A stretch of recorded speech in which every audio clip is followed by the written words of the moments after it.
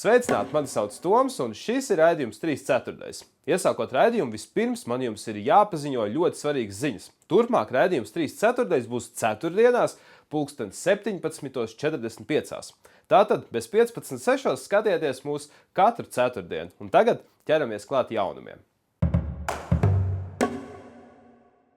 Invalīdu lietu Nacionālā padome ir tāda vieta, kur nevalstiskās organizācijas tiekas ar lēmumu pieņēmējiem, lai risinātu visdažādākos jautājumus, kas saistīti ar invaliditāti. Septembra beigās šāda padome sanāca uz kārtējo sēdi un runāja par aktuālākajiem jautājumiem invaliditātes nozarē. Diezgan svarīgi jautājumi. Pirmais informācija par deinstitucionalizācijas procesu gaitu, problēmām. Otra lieta - asistentu pakalpojums, kas ar mums ir aizgājis diezgan pašplūsmā un dažbrīd nav vairs pakalpojums, bet ir pat īsti nesaprotams, kas. Līdz ar to ir priekšlikumi, kādā veidā mēs varam pamainīt šo esošo situāciju un, protams, domāt par to, kā tas nākotnē vispār pakalpojums kā tāds attīstīsies un kāds ir pareizs šis pakalpojums, jo ar šiem grozījumiem ministru kabinetā mēs atrisinām tikai mazu problēmu. Tā lielā problēma mums kopā ar nevalstiskajām organizācijām ir jāturpina, lai mēs tiešām šo asistentu pakalpojumu nodrošinātu kā pakalpojumu, tā skaitā izglītības iestādēs, gan augstākajās, gan vispārējās izglītības iestādēs, lai šis tiešām būtu palīgs cilvēkiem gan mācīties, gan socializēties, gan iejusties arī darba tirgū. Joprojām padomes dienas kārtībā ir mūžīgi aktuālie jautājumi – deinstitucionalizācija un personiskie asistenti. Asistenta pakalpojumu galvenās izmaiņas tuvākajā laikā būs tādas, ka tiks palielināts stundu skaits, kuru laikā var saņemt asistenta pakalpojumu, lai nokļūtu uz darbu vai mācībām, bet ievērojami samazinās stundu skaits brīvajam laikam. Ja līdz šim cilvēki varēja saņemt asistenta pakalpojumu brīvā laika aktivitātēm 10 stundas nedēļā, tad plānots, ka šis laiks tiks mainīts uz 8 stundām mēnesī, kas savukārt būtu 2 stundas nedēļā. Tātad kopumā no 40 stundām mēnesī brīvā laika izmantošanai asistenta pakalpojums samazināts uz 8 stundām mēnesī. Labā ziņa ir tā, ka Labklājības ministrija oktobra mēnesī ir apņēmusies uzsākt darbu pie pilnīgi jaunu ministru kabineta noteikumu izstrādes saistībā ar asistentu pakalpojumu. Jo būsim godīgi, šobrīd ar asistentu pakalpojumu nav apmierināta neviena no iesaistītajām pusēm. Ne pakalpojumu saņēmēji, ne asistenti, ne arī sociālie dienesti. Katru gadu septembra beigās ir nedzirdīgo nedēļa, un, protams, Latvijas nedzirdīgo savienība šo nedēļu atzīmēja. Pasaules nedzirdīgo federācija ik gadu nosaka nedzirdīgo nedēļas devīzi, un šogad tā ir ar zīmju valodas tiesībām mūsu bērni var.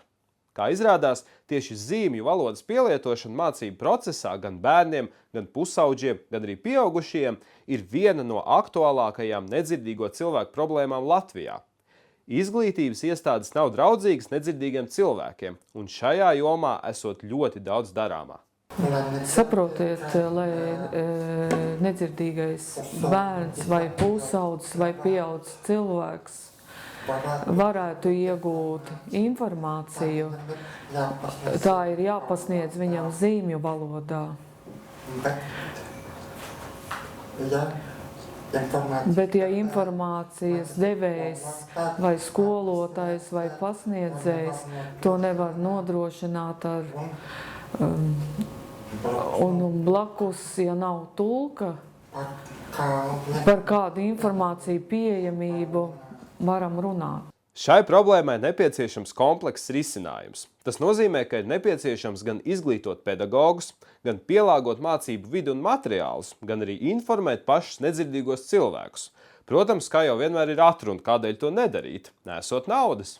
Tiekoties ar lēmumu pieņēmējiem, esam dzirdējuši teikumu, ka naudas ir tik, cik ir, un ka nauda kokos neaug.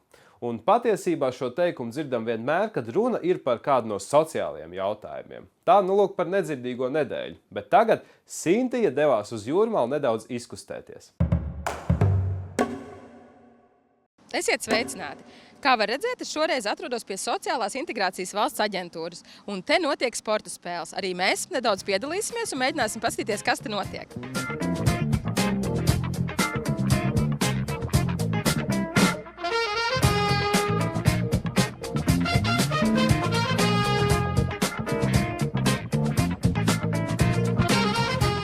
Šeit ir Novus galds, to es arī izmēģināšu. Man ļoti patīk spēlēt Novus. Es neteiktu, ka man sanāk, bet galvenais tas, ka patīk.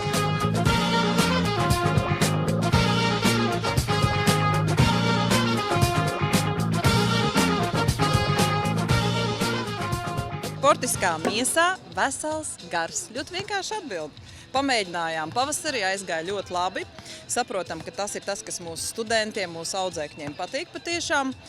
Un atnākot ar jauno komandu, pagājušajā gadā nolēmām, tepat arī Dats ir, nolēmām, ka pielāgotais sports mūsu audzēkņiem, studentiem ir atkal jāceļ gaismā. Izdarījām visu, lai piesaistītu ļoti labu sporta pedagogu, treneri un lēnā garām sākam šīs sporta aktivitātes attīstīt. Sporta spēles aģentūrā arī šoreiz bija visai plaši apmeklētas. Piemēram, pirms sportisko aktivitāšu uzsākšanas ratiņu basketbolu apmeklēja 2 audzēkņi. Šobrīd to skaits ir pieaudzis jau līdz 17 cilvēkiem.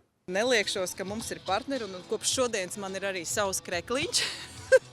Kopš šodienas mēs esam ļoti cieši saistīti ar partneriem. Protams, tas ir invalīdu un viņu draugu biedrība Apērons, kas šogad mums ir piepulcējušies, un mēs esam ļoti priecīgi par to, ka mēs varam padalīties gan ar savu pieredzi, gan paskatīties, ko mūsu draugi, kolēģi no Apērona var parādīt un palielīties. Tā, tas ir ļoti pareizi. Šāda veida sporta spēles Sociālās integrācijas valsts aģentūrā norisinās jau 2. reizi. SIVA un citi partneri cer, ka šāda veida spēles kļūs aizvien plašākas un regulārākas. Nu tad to arī novēlam. Esmu pilnīgi pārliecināts, ka daudzi šoferi ir pamanījuši, ka šobrīd Rīgā notiek visai ievērojami remontdarbi. Un viena no ielām, kur tas notiek, ir Krišjāņa Barona iela. Ir bijušas daudz diskusijas par to, vai Rīgā vajag izveidot gājēju ielu. Un šajās diskusijās tika minētas gan Tērbatas, gan arī Barona iela. Tagad nu ir skaidrs, Barona iela tuvākajā laikā nekļūs par gājēju ielu. Par ielas rekonstrukcijas plāniem tika izveidota diskusija, kas norisinājās turpat uz Barona ielas. Tur arī noskaidrojām, ka, piemēram, paaugstināto tramvaju pieturu nebūs, tur, kur šobrīd ir asfalts, tur būs bruģis, un arī velo josla būs tikai rekomendējoša. Kopumā skatoties, jā, tas viss būs jauns un skaists, taču ikdienā cilvēkiem, kuri savās gaitās izmanto Krišjāņa Barona ielu, šī iela nebūs kļuvusi draudzīgāka. Nav īsti skaidrs, vai ir ņemts vērā vides pieejamības prasības tādā pilnā apmērā. Kas jau ir skaidrs, ka tramvaju pieturas netiek izbūvētas par jaunu tādā ziņā, ka netiek veidotas platformas, lai zemās grīdas tramvajos varētu brīvi iebraukt cilvēks riteņkrēslā vai māmiņas ar bērnu ratiem. Tā bija tāda lieta, kas no mūsu puses neapmierina, jo tiek rekonstruēta pilnīgi Krišjāņa Barona iela, kad netiek risināts tramvaju pieturu jautājums. Tiek veidotas jaunas autostāvvietas, kur būs papildus vietas, kur var novietot automašīnas. Un šīs autostāvvietas ir veidotas no bruģa, un cik es sapratu, tas būs apaļais bruģis, un tāda veida segums cilvēkam riteņkrēslā ir pilnīgi nepieņemams, un par to pilnībā nav iespējams pārvietoties. Mēs neesam redzējuši šīs te ielas izmaiņas kaut kādās projektos, respektīvi, ar mums nav runāts un nav prasīts mūsu viedoklis. Tā kā mēs nezinām, kas tur būs vai kā tas viss beigās izskatīsies. Lai nebūtu tā, ka mēs tikai runājām, mēs paņēmām abi divi Sintiju mikrofonus un izgājām tepat ap stūri līdz Krišjāņa Barona ielai un paskatījāmies, kā tur īsti ir.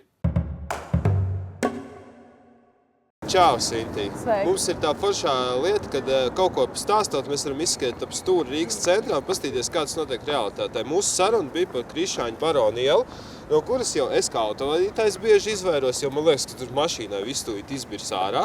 Savukārt tev arī ir noteikti, kā tu pārvietojies ratiņos, arī ir savs stāsts par to, kāpēc, kas te notiek un kā tu uz tās ielas jūties. Nu jā, es arī ir tā, kad izvairos, jo ir tikai dažas vietas īstenībā, kur viņi var normāli pāriet, kur ir tas nedaudz asfalts. Jo tur, kur ir tikai bruģis krustojumā, tur principā nav iespējams vispār viņu pāriet ratiņkrēslā. Tad principā ir tā, ka šobrīd mēs stāvam šeit vietā, kur ir vēl pa asfalts, kur var mašīnas braukt. Savukārt tur atpakaļ ārā no centra ir vietas, kur ir visa iela ir bruģī. Jā. Tur tikt pāri tev kā ir. Nu, es neeju tur. Vienkārši Es izvairies. neriskēju. Kas var notikt? Es varu izkrist, principā, arī ejot šeit, it kā šeit ir līdzenāks, vienmēr ir tā varbūtība 50/50, es izkritīšu vai nē. Jo arī vecrīgā ir šis bruģis un visu laiku ķerās tie riteņi, tā kā nevar nekad zināt. Un, jā, kā es dzirdēju, notiek šī ielas renovācija, un arī pēc tam tas bruģis būs tikai vairāk šeit. Es arī tā sapratu, un tad šeit arī ir plānota rekomendējošā, tikai rekomendējošā velosipēdos. Tas nozīmē, ka velosipēdisti arī šeit nejūtās ērti, nejutīsies. Jā. Un arī mēs laikam turpināsim arī laust mašīnas braucot par šo ielu. Nu, tā izklausās. Un vēl ir kas interesanti. Labais piemērs būtu tas, ja, piemēram, gāja pārējais, kā mēs stāvam šobrīd krustojumā, būtu tas gludais. Jā. Es nezinu, kas tas būt. ir tā, kad ir bruģis, un, piemēram, ir apmēram metra platumā tāda josliņa, pa kuru var iet un lietot viņu. Attiecīgi velosipēdi vai ratiņkrēslā cilvēki. Bet es varu minēt, un es domāju, ka tā noteikti būtu, ka viņu lietotu visi. Noteikti, ka lietot visi, jo cilvēkiem tas patīk, jo arī es zinu, ka ejot ar kurpēm, dāmas ar papežiem, piemēram, ļoti labi sabojāt ātri. Vienkārši par šo visu situāciju tāds viens jautājums. Rīgas doma, kas notiek? Zini, kas es Indijas skaties, es nebiju iepriekš pamanījis. Mēs te gājām arī pirms tam, ka tur ir asfalts. Tur ir asfalts, un šeit ir bruģis, un šis bruģis ir viens no neērtākajiem, kur tev iet. Un tieši gāja pārējie. Redzies, nevaru paspēt pie zaļā pārējā. Viss, nē, nu, es domāju, ka neviens to nenobrauks, bet kāpēc nevar uztaisīt citādāk? Jā, tas ir tā. Nu, tu ķerjakas. Aizķērās. Protams, ja ir vājas rokas vai vēl. Šeit ir šobrīd tā, kad ir augstā mala, bet, kā mēs zinām, mums ir zemās grīdas tramvajas. Jā, ir tāda redzēta ielās, starp citu, tikko viens pabrauc garām. Jā. Un pēc tās rekonstrukcijas viņi plāno arī neveidot šīs augstās peronas pie tramvaja, bet paliks, es saprotu, ka līdzīgi kā ir šobrīd, kas nozīmē, ka es īsti no pieturas netieku līdz tramvajam. Lai arī tramvajā ir pacēlājs, viņš ir paredzēts arī lietošanai ne pie augstās malas. Bet tā apmali ir daudz reizes par lielu, lai tiktu tā kā lejā. Principā es saprotu, ka šeit ir paveicies tam, ka te kādreiz bijusi automašīna iebrauktu un tu teorētiski varētu tikt lejā. Bet šis ir izņēmums. Jā. Tas nav visur. Tas ir, mēs šobrīd stāvam tādā vietā. Es zinu, ka citās pieturās tā nav. Principā tu nolikt varbūt tu vari no tās apmales, bet uzlikt viņu apakaļ nevar. Pat no šīs nevarēs nolikt un zinu, kas vēl, ja viņi plāno likt tur to apaļo bruģi, tad jau arī tas neko tā nobrauktuvu vairs nedos. Jo pa to bruģi vispār nevar iespējams pārvietot. Vispār vienīgais, ko es pamanīju, atpakaļ tur bija sakraut tādi ķieģeļi, bruģis kaudzē, kas bija ļoti gluds. Mēs, manuprāt, nospriedām, ka tas varētu būt vairāk velosipēdistiem, bet baigi forši būtu, ja tāds būtu visiem, ne? Jā, vismaz tajās atsevišķajās vietās, kā mēs runājam. Jā, lai var iekāpt tramvajā. Nu jā, tāda ir tā Barona iela, un man tā izskatās, ka tas viss būs smukāk, bet baigi pieejami nebūs tomēr. Nu, cerams, īstenībā izskatās, ka vēl nepieejamāk, bet, protams, cerams, ka tā nebūs, un es domāju, ka jāiesaistās aktīvāk šajā visā. Jā, ok. Paldies, kad izgāja man ārā izstāstīja. Atgriežamies atpakaļ. Raidījuma noslēgumā vēl nedaudz īsi par pasākumiem, kas gaidāmi tuvākajā laikā. Katru gadu 15. oktobrī tiek atzīmēta Baltā spieķa diena. Šo dienu atzīmē arī Latvijā. Ik gadu gan Rīgā, gan Liepājā, gan arī citās pilsētās notiek dažādi pasākumi, kas veltīti šai dienai. Sekojiet līdzi un esiet informēti par aktualitātēm. Vēl viens gaidāmais notikums ir invaliditātes jomā strādājošo nevalstisko organizāciju konkurss. Konkursu rīko Tiesībsarga birojas kopā ar apvienību Apērons, un konkursa laikā tiks izteikts pateicības aktīvākajām nevalstiskajām organizācijām. Kā varat pieteikt savu nevalstisko organizāciju šim konkursam? Vairāk informācijas www.tiesībsargs.lv. Tas arī viss šajā raidījumā 3/4. Vēl vienreiz atgādināšu, ka raidījumam 3/4 mainās raidlaiks. Turpmāk vērojiet mūs katru ceturtdienas vakaru kanālā RTV pulksten 17:45. Un, protams, internetā mūs var skatīties visu laiku. Paldies par uzmanību, uz tikšanos!